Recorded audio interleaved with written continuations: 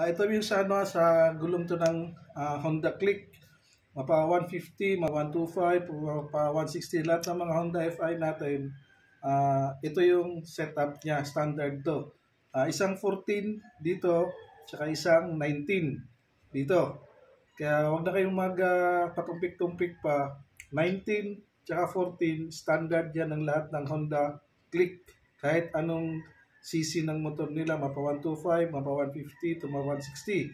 Tapos kung makikita nyo itong dowel na to, yung maikli nandito sa rotor disc. Yung maikli. Yung mahaba naman dito sa kabila. Kaya baka mamaya mapagpalit nyo to, hindi nyo ma-align yung rotor disc dun sa caliper natin. Kaya maikli siya, wala siyang washer, maikli yung nandito, dowel, at mahaba naman ngayon dito.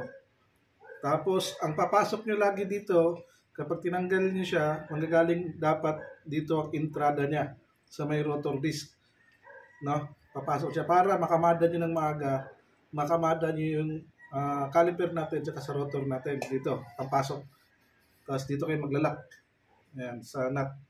Ito yung nut natin. Sa walang rotor disc yung nut natin.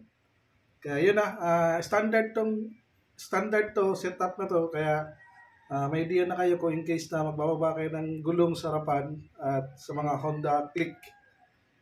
Thank you.